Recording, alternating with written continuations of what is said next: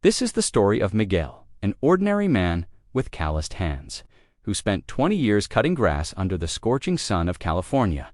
Impeccable gardens, symmetrical shrubs, flowers that were never his. In every trim, there was hope. In every leaf gathered, a piece of the American dream. Miguel never stole, never cheated, never raised his voice. He paid taxes under a false name, smiled at neighbors, went to church on Sundays, 20 years, 20 Christmases away from his mother, 20 birthdays, ignoring the longing.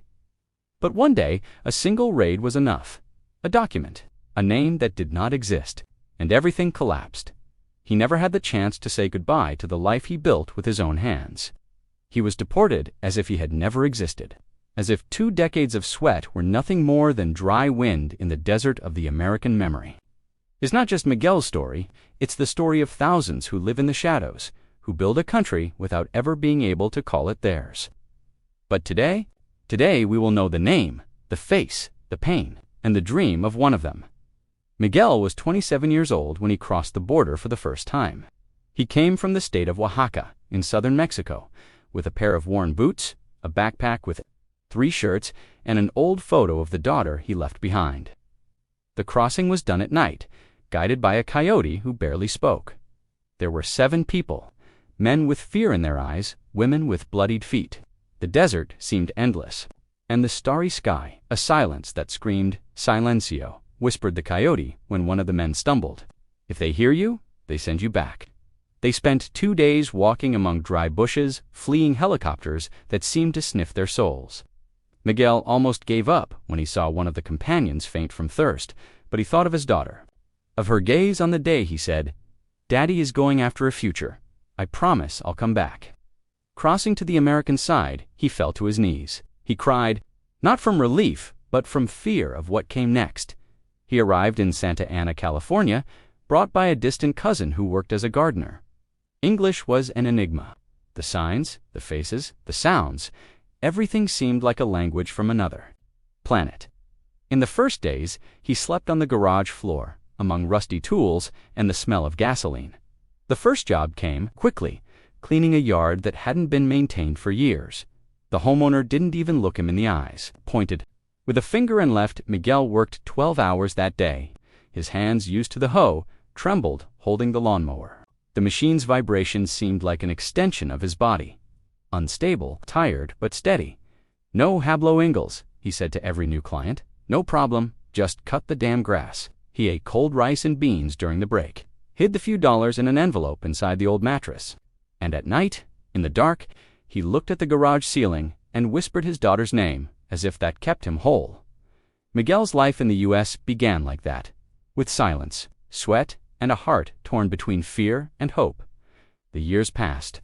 Like leaves in the wind, by the 3rd year, Miguel already mastered basic English enough to negotiate prices, understand requests, and even risk a "How are you today?" with the friendlier clients. With effort, he saved enough to rent a small room in the backyard of a Guatemalan woman named Dona Irma. It was there he met Mariana, an immigrant from El Salvador who took care of the children of a wealthy family in Newport Beach. She smiled with her eyes.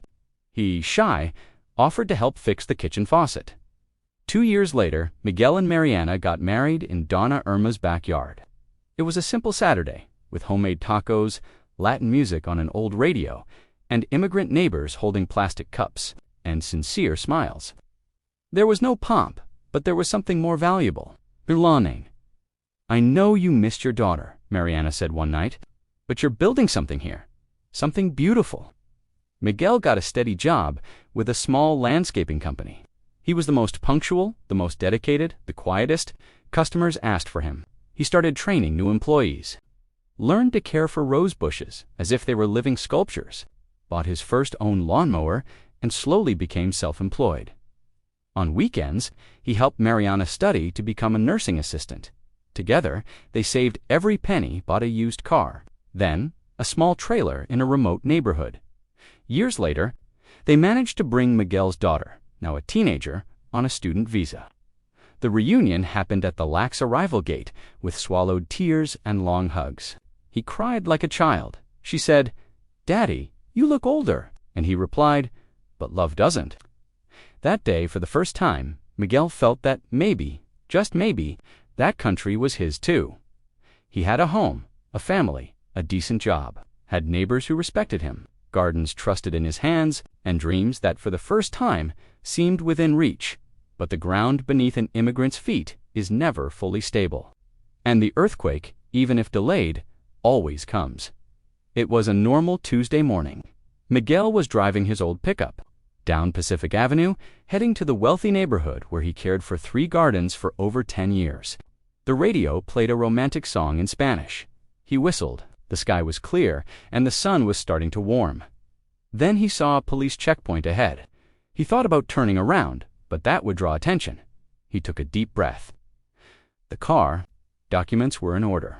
He had changed the oil himself 2 days before, but Miguel didn't have a valid driver's license, only a fake number he had used for years to work.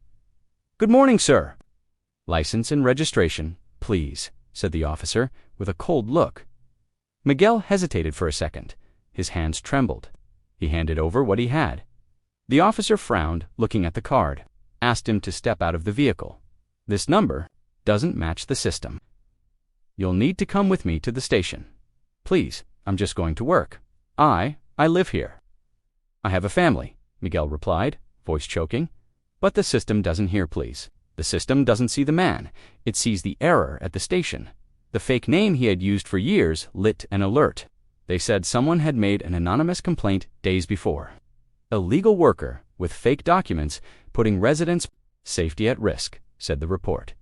Miguel sat in a cold, windowless room where he waited for over 6 hours.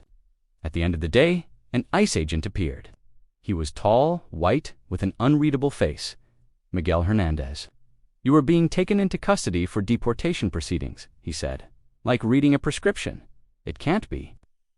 I've been here for 20 years. I have a family, work, my daughter. Doesn't matter how long you've been here, you're illegal. And now you have to leave."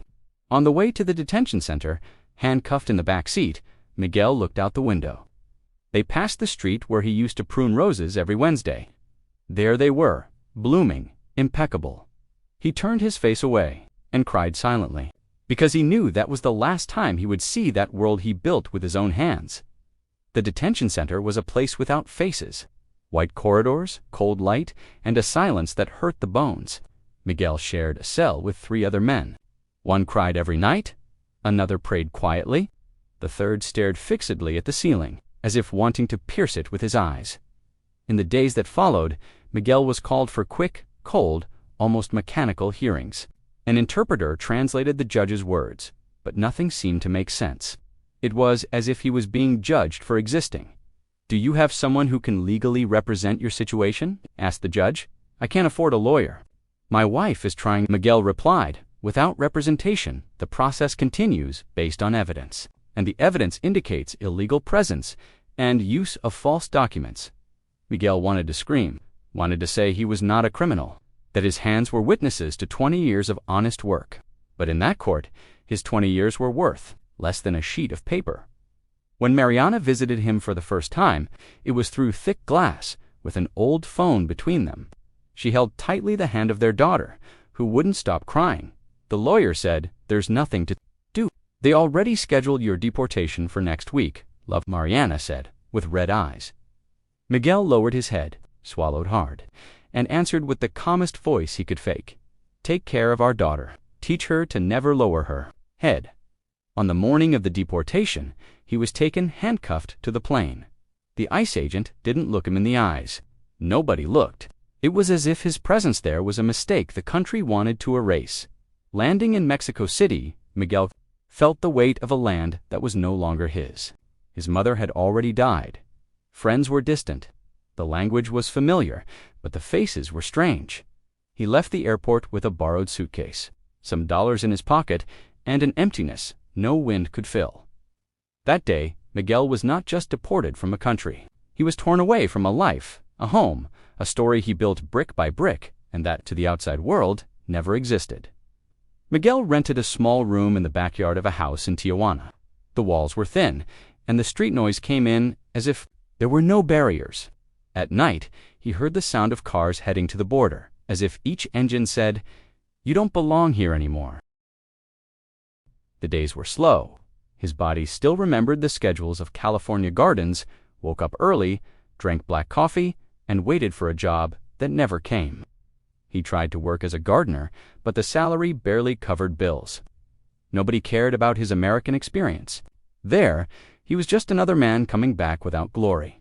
Sometimes he called Mariana. Her voice came muffled, always restrained, as if sadness were a garment she couldn't take off in front of their daughter. "The girl is doing well at school. She misses you, Daddy," Mariana said. "Me too, every day," Miguel replied, with a lump in his throat. He wrote letters he never sent to his daughter, to his old clients, to himself. In one of them, he wrote, "I left silently. No one applauded. No one missed me. But I left roots in that soil. Every garden I cared for, every flower that grew, was my way of saying, I existed here." One late afternoon, sitting on a rusty park bench, Miguel saw a boy running after a ball. He smiled, and for the first time in a long time, he felt something close to peace. It was not the ending he dreamed of, but it was what remained.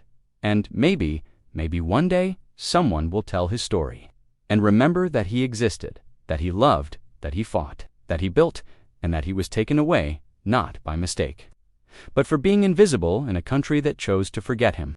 I didn't want the American dream. I just wanted not to be treated like a ghost.